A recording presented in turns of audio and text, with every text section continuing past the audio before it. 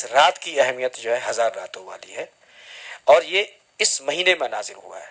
تو قرآن مجید کا نزول دراصل اس مہینے کی اصل وجہ ہے، اس مہینے کے بڑے ہونے کی، اس کے گریٹ ہونے کی، اس کے خاص ہونے کی، اس کے عظمت والے مہینے ہونے کی جو وجہ ہے وہ قرآن مجید کا انزال ہے، قرآن مجید کا نزول ہے، قرآن مجید کا نازل ہونا ہے۔ اور سورہ بقرہ میں جو بات کہی گئی کہ ہم نے یہ جو رمضان کا مہینہ اس میں ہم نے قرآن کو اتارا ہے، اور پھر وہ ساری باتیں بتا کر کے وہاں روزے کی فرضیت کا اعلان کیا گیا ہے کہ فمن شہد منکم الشہر فلیصمہ، تو تم میں سے جو کوئی بھی اس مہینے کو پائے یعنی وہ حیات سے رہے تو وہ روزے رکھے۔ پھر اس میں مزید یہ بھی اللہ تعالیٰ نے ایک کوشن دیا ہے، چونکہ اللہ تعالیٰ کے احکامات کا جب قرآن مجید میں ہم مطالعہ کرتے ہیں، رسول اللہ صلی اللہ علیہ وسلم کی زندگی میں دیکھتے ہیں، تو ہر جگہ اللہ تعالیٰ کوشن دیتا ہے اپنے بندے کو۔ بڑا رحیم و کریم ہے نا، بڑی رحمت ہے اس کی، بڑی عنایات ہیں، اور اسی لیے ہم سورہ فاتحہ پڑھتے ہیں تو الرحمن الرحیم جب بولتے ہیں۔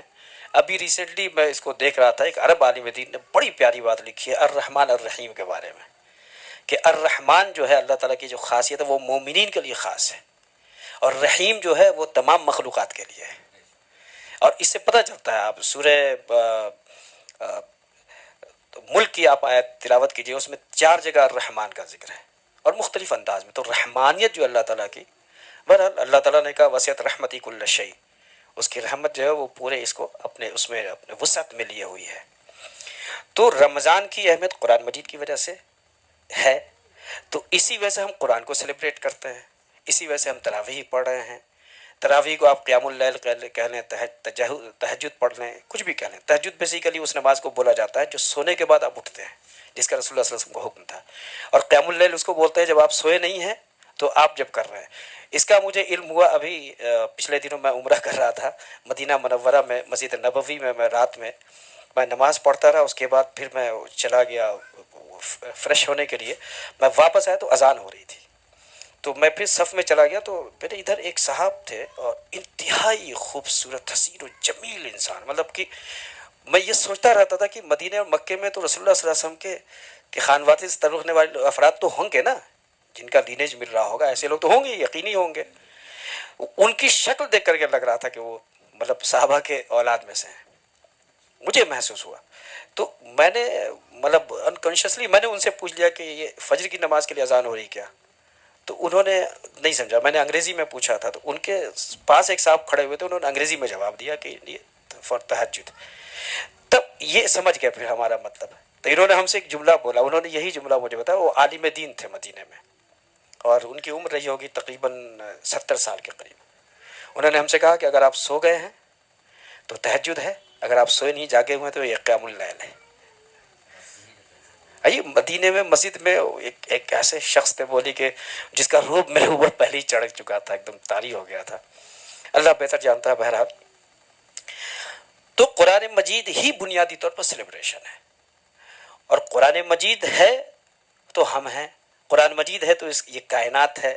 قرآن مجید کے آپ آنکھ بند کر لیں اور یہ سوچ لیں 2 منٹ کے لیے کہ قرآن مجید کا نزول نہیں ہوا ہے ایسے 1450 سال پہلے، اور رسول اللہ صلی اللہ علیہ وسلم کی بعثت نہیں ہوئی ہے، تب اس گہرے اندھیرے میں اس پوری کائنات کو اور اپنے آپ کو پائیں گے نا، جس کا تصور بھی نہیں کر سکتے۔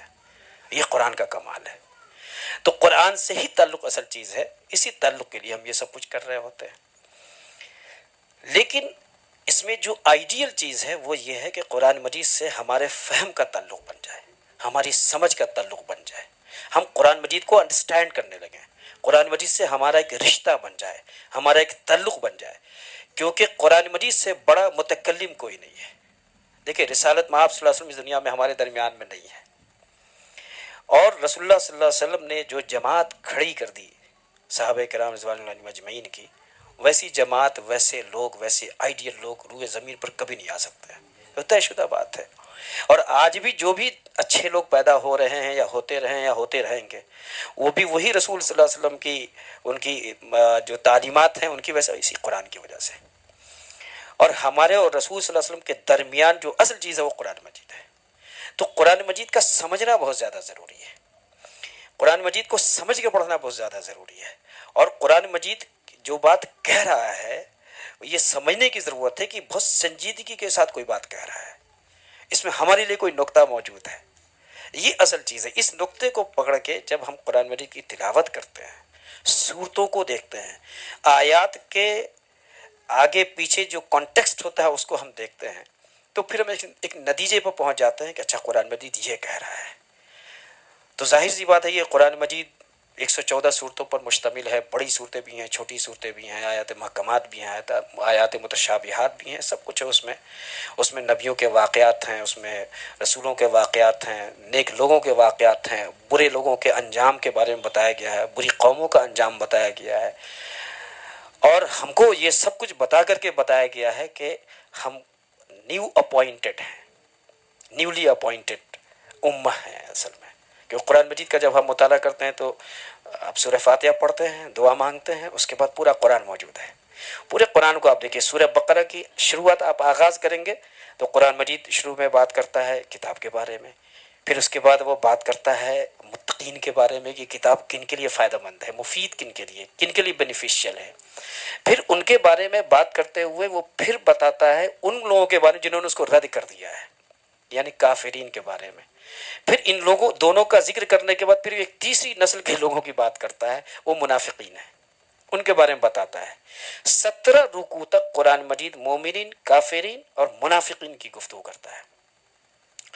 اس کے بعد قرآن مجید آگے پوری بنی اسرائیل کے بارے میں بات کرتا ہے، ان کے خلاف ایک چارج شیٹ پیش کرتا ہے کہ صاحب انہوں نے یہ کیا یہ کیا، اور اللہ تعالیٰ براہ راست گفتگو کر رہا ہے کہ ہم نے تم کو اتنی فضیلت دی تھی، تمام دنیا والوں پر یہ دیا تھا وہ دیا تھا، انہوں نے کوئی قدر نہیں کی اس کی۔ تو اس کے بعد اللہ تعالیٰ اب اس امت کے بارے میں بات کر رہا ہے، اس کو بتا رہا ہے کہ ہم نے تم کو امت وسط بنایا ہے، ہم نے تم کو خیر امت بنایا ہے، ہم نے تم کو داعی بنایا ہے۔ یہ بات مختلف پیرائے میں تھرو آؤٹ قرآن مجید کرتا ہے، یعنی وہ ہم کو بتا رہا ہوتا ہے۔ تو یہ ہماری تربیت دراصل کی جا رہی ہے۔ اس لیے آپ دیکھیے قرآن مجید کے نزول کو دیکھیے تو نزولی ترتیب بالکل ڈیفرنٹ ہے۔ سب سے پہلی آیت نازل ہوئی ہے اقرأ بسم ربک الذی خلق، سورہ علق کی آیت ہے، 4 آیاتیں نازل ہوئی تھی سب سے پہلے۔ اس کے بعد پھر دیکھیے پھر دیگر آیات نازل ہو رہی ہیں، پھر اکارڈنگ ٹو سچویشن اور اکارڈنگ ٹو ڈیمانڈ، جو کہ اللہ تعالیٰ نے کیا کیا، بعض مفسرین نے لکھا ہے کہ اس رات کو جو شب قدر کی رات ہے نا، جو آنے والی رات ہے، جو آج بھی ہو سکتی ہے، جو کسی اس عشرے میں، اس رات کو یہ بھی کہا کہ جو فرشتے تھے جن کو لے کر کے وہ نیچے اترنا تھا نا، جو ٹیم تھی حضرت جبرائیل علیہ السلام کے ساتھ، ان کے حوالے کر دیا گیا تھا، کیونکہ یہ قرآن بھی فی کتاب مکنون، ایک کتاب میں جو ہے نا وہ درج ہے پہلے سے۔ دنیا اللہ تعالیٰ نے جو چیز سب سے پہلے بنائی ہے، سب سے پہلے موسٹ اوتھینٹک جو حدیث ہم کو بتاتی ہے وہ یہ بتاتی ہے اللہ تعالیٰ نے سب سے پہلے قلم بنایا، اور قلم سے کہا لکھنا شروع کر، اور پھر قلم نے مخلوقات کے بارے میں لکھنا شروع کیا۔ الذی قدر فہدی، اس کی تقدیر طے کی اور اس کو راستے پر چلا دیا۔ تو سب سے پہلے قلم کا، اسی لیے سورہ کے نزول میں، قرآن مجید کے نزول میں سب سے پہلی آیت نازل ہوتی ہے اقرأ، پڑھ، اور پھر کہا علم بالقلم، قلم کے ذریعے سے سکھایا ہے۔ تو قلم سب سے پہلے اللہ تعالیٰ نے بنایا، تو پورا وہ جو پوری مخلوقات کی جو تقدیر اللہ نے بنائی، اس کو اس کتاب میں قرآن مجید بھی وہاں موجود ہے، وہاں ثبت ہے قرآن مجید، لوح محفوظ جس کو ہم سنتے ہیں، اس میں ثبت ہے وہ۔ تو قرآن مجید جو نازل ہونا تھا 23 سال کے عرصے میں، ایک عرصے دراز کے بعد، پتہ نہیں ہزاروں سال کے بعد، اس کو اس رات اللہ رب العالمین نے ان فرشتوں کے حوالے کر دیا۔ اب اس کے بعد اسی سچویشن نازل ہو رہا ہے۔ تو میں یہ عرض کر رہا تھا کہ دیکھیے پہلے قرآن مجید کی نزولی ترتیب دیکھیے کیسے نازل ہو رہی ہے، پھر اس کے بعد اس چھوٹی چھوٹی آیات نازل ہوتی ہیں، مکے میں وہی ہوا، پھر اس کے بعد بڑی بڑی آیات نازل ہوئی ہیں، صورتیں نازل ہوئی ہیں مدینے میں آنے کے بعد، سورہ بقرہ وغیرہ بعد میں نازل ہوئی ہے۔ لیکن جب ہم قرآن مجید ہاتھ میں لے کے پڑھتے ہیں تو ہم دیکھتے ہیں کہ بھائی سب سے پہلے تو سورہ بقرہ سب سے بڑی آیت ہے، چھوٹی چھوٹی جتنی آیتیں، اور وہ تو لاسٹ میں ہے۔ سورہ علق جو بہت شروع میں نازل ہوئی وہ سب سے آخری میں ہے آلموسٹ، اور یہ سب سے شروع میں ساری باتیں تو کیوں ہیں؟ دراصل 23 سال کے عرصے میں رسول اکرم صلی اللہ علیہ وسلم نے ایک امت برپا کی، ایک امت کھڑی کر دی، تو اس کی ٹریننگ کا پیریڈ تھا، وہ نا میکنگ میں تھی، امہ ان میکنگ، وہ پروسیس میں تھی۔ جب وہ پوری امت کھڑی ہو گئی اور اللہ تعالیٰ نے اس کو کندن بنا کر کے اور پھر اس کو کھڑا کر دیا اور دنیا کی تمام طاقتیں اس کو دے دیں، اور 23 سال کے عرصے میں جب آخری آیت نازل ہو جاتی ہے الیوم اکملت لکم دینکم واتممت علیکم نعمتی ورضیت لکم الاسلام دینا، تو یہ جو پوری آیات نازل ہوتی ہیں کہ ہم نے آج آپ کا دین مکمل کر دیا، آپ کی اپنی نعمتیں تمام کر دی اور آپ کے دین سے ہم راضی ہو گئے. اسی کو ایک دوسرے انداز میں قرآن مجید نے کہا ہے ان الدین عند اللہ الاسلام، دین تو صرف اسلام ہی ہے اللہ کی نظر میں. تو موسٹ ٹرسٹڈ اور ٹیسٹڈ دین بنا کر کے اللہ تعالیٰ نے اس کو رکھ دیا. تو وہ قرآن مجید کی نزولی ترتیب الگ ہوتی ہے اور قرأت کی ترتیب الگ ہو جاتی ہے. یہ قرأت کی ترتیب دراصل کیوں کی گئی ہے؟ یہ ہماری تربیت کے لیے، کیونکہ اب ہم اس پوزیشن میں ہیں جس پوزیشن میں اب دنیا کی ہم کو دنیا کی رہنمائی کرنی تھی.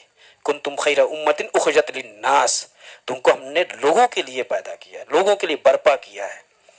ادعو الی سبیل ربک بالحکمہ، اپنے رب کے راستے کی طرف حکمت کے ذریعے سے بلاؤ، حکمت کے طریقے سے بلاؤ. اور ایک جگہ کہا ومن احسن قولا ممن دعا الی اللہ وعمل صالحا، اس شخص سے بہترین کس کی بات ہوگی جو اللہ کی طرف بلائے اور کہے میں بھی مسلمان ہوں، میں بھی اچھا عمل کرنے والا ہوں، تو تم بھی کر لو. یہ قرآن مجید کا شاندار اسلوب ہے جس میں وہ ہم کو بتاتا ہے. اب آپ بتائیے کہ یہ چیزیں آج دنیا میں اتنے سارے مذاہب ہیں، اتنے سارے لوگ ہیں، اتنی ساری فکریں ہیں، افکار ہیں، ڈاکٹرینز ہیں، نظریے ہیں، ان تمام نظریوں کے بیچ میں جو خدائی نظریہ ہے اس کو پریزنٹ کرنا ہے. تو کہاں سے ہم پریزنٹ کر پائیں گے اگر ہم اس کتاب کو نہیں سمجھ رہے ہیں؟ تو اس لیے اس کو سمجھنا ضروری تھا. ہم جس دور میں ہیں اس دور میں دنیا کی آنکھیں اور ان کے کان کھلے ہوئے ہیں. The world wants to listen us, ہم کو سننا چاہتی ہے یہ دنیا، یہ کائنات سننا چاہ رہی ہے. ہر شخص کے ذہن میں سوال ہے. آپ ایروپلین میں سفر کر رہے ہیں، آپ ٹرین میں سفر کر رہے ہیں، آپ اپنی گاڑیوں سے سفر کر رہے ہیں، آپ کسی پنکچر بنانے والے کی دکان پہ کھڑے ہو جائے، آپ کو لگتا ہے کہیں نہ کہیں سوال اٹھ رہے ہیں. تو ایسے ماحول میں جب سب طرف سے سوال اٹھ رہا ہے، جہاں زبانیں بند نہیں کی جا رہی ہیں، دیکھیے کہ دور تھا زبانیں بند کی جا رہی تھی، یہاں زبانیں بند نہیں کی جا رہی ہیں. یہاں ہم کو کسی غار میں چھپنا نہیں پڑ رہا ہے، یہاں ہم کو اس بات کی آزادی ہے. اللہ تعالیٰ نے ایک ایسے دور میں ہم کو پیدا کیا ہے، ایک ایسے دور میں رکھا ہوا ہے جہاں ہم کو اپنی بات کہنے کی آزادی ہے. ہمارا کانسٹیٹیوشن بھی آزادی دے رہا ہے، دنیا کے تمام کانسٹیٹیوشن ممالک کے وہ آزادی دے رہے ہیں، کہیں منع نہیں ہے. تو ایسے میں جاننا بہت ضروری تھا.